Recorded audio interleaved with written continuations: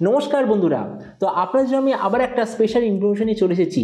OPPO একটা smartphone silently launch করে দিয়েছে ইন্ডিয়ান মার্কেটে। ফোনটার নাম হলো OPPO A3X। তবে দেখুন, এই যে স্মার্টফোনটা অলরেডি পাকিস্তানের মার্কেটে আমি দেখেছিলাম কয়েক সপ্তাহ আগে লঞ্চ হয়ে গিয়েছিল, এবার ইন্ডিয়ান মার্কেটে লঞ্চ হয়েছে। তার মানে যতদূর মনে হচ্ছে বাংলাদেশ মার্কেটে খুব তাড়াতাড়ি লঞ্চ হয়ে যাবে। তো এই জন্য এই ভিডিওতে আমরা এই OPPO A3X 4G সম্বন্ধে A to Z সব কিছু ডিসকাশন করবো, আর এটাও দেখবো যে প্রাইস পয়েন্ট এটা আসছে, তো সেই প্রাইস পয়েন্ট এটা সবচেয়ে ভালো ডিভাইস হবে কি হবে না, এই ভিডিওতে আমরা এটা সম্বন্ধে আলোচনা করব। তো চলো শুরু করা যে ভিডিওটা কোনো সমস্যা না করে, আপনি যদি গ্যাজেট ওয়ার্ল্ড বাংলা চ্যানেলে প্রথমবার আসেন আর এরকম বাংলা টেক ভিডিও ডেলি দেখতে চান, তাহলে গ্যাজেট ওয়ার্ল্ড বাংলা চ্যানেলটা সাবস্ক্রাইব অবশ্যই করে নেবেন। তো প্রথমে আমরা আলোচনা করবো স্মার্টফোনটার ডিজাইন সম্বন্ধে। তো যেমন দেখতে পাচ্ছেন, এবার যে OPPO A3X পেছন দিকতে দেখতে হবে এক্স্যাক্টলি এরকম। ফোনটা আপনি টোটাল দুটো কালারে পাবেন, একটা হবে সিলভার কালার আর দ্বিতীয়টা ডার্ক কালার। এর থিকনেস হলো 7.7 মিলিমিটার আর ওয়েট 187 গ্রাম। এর পেছন দিকে আপনি পাবেন প্লাস্টিকের ব্যাক কভার, সাইডে আছে প্লাস্টিকের ফ্রেম। ডিসপ্লের দিক থেকে এতে আপনি পাবেন 6.67 inch HD+ 120 hertz IPS LCD display, তার সঙ্গে 180 হার্জের টাচ স্যাম্পলিং রেট, 600 নিটসের brightness, 20:9 aspect ratio, 93% screen to body ratio. আর ডিসপ্লেতে কি প্রোটেকশন হবে সেটা সম্বন্ধে কোনো প্রপার ইনফরমেশন নেই। তার মানে সোজা কথা বলতে গেলে যে প্রাইস পয়েন্টে আসছে সেই হিসেবে ডিসপ্লেটা ঠিকঠাক আছে। প্রসেসরের দিক থেকে এতে আপনি পাবেন Snapdragon 6A Gen 1 4G processor.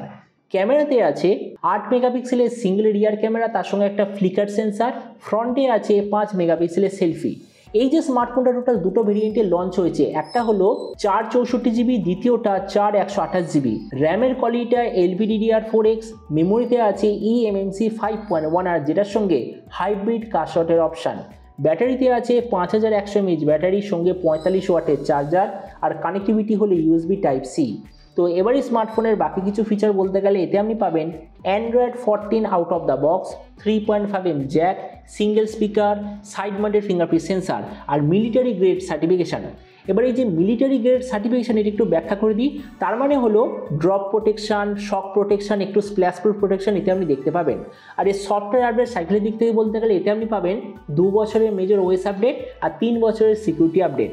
তো এবার সবচেয়ে মেন জিনিস, ফোনটা কি দামে লঞ্চ হয়েছে দেখুন।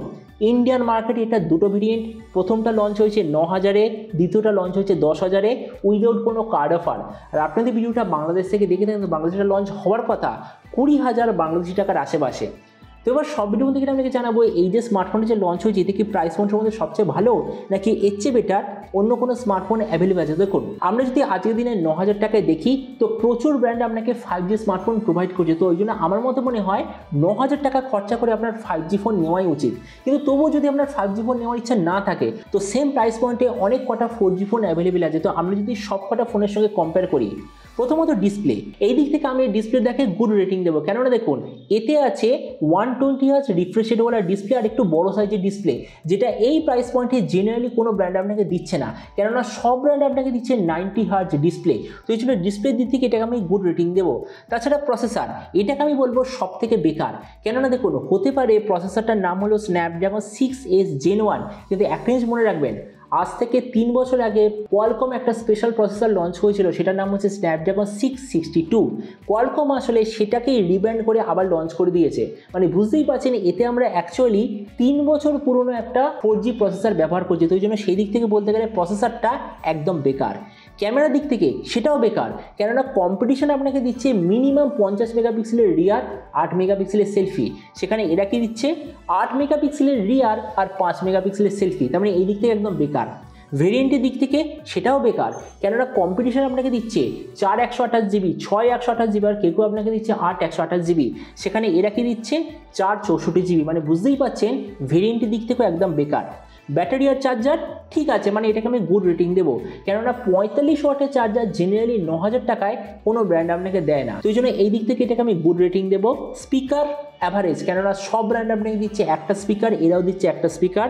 OS আপডেটে এটাও অ্যাভারেজ, কেননা সব ব্র্যান্ডের মধ্যে এরও যে OS আপডেট সাইকেল সেটা এক্স্যাক্টলি সেম। তার মানে দেখুন, ভিডিও লাস্ট জাস্ট আমি এটাই বলবো, যদি আপনি একটা অলরাউন্ড ফোন হিসাবে এটা দেখতে চান, নেওয়ার কোনো দরকার নেই, একদম বেকার, কেননা স্পেসিফিকেশন একদম ভালো নয়। আর আপনি যদি একটা দেখেন যে 9,000 টাকায় যখন বাকি ব্র্যান্ড আমাদের 5G দিচ্ছে, তো আমরা একটা 4G ফোন নিয়ে কী করবো যার প্রসেসরটা অ্যাকচুয়ালি 3 বছর পুরনো।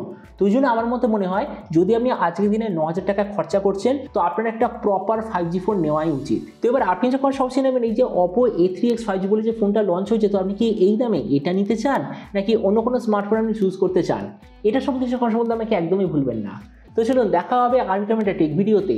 Till then stay tuned, always remember, think positive, be positive. Thank you.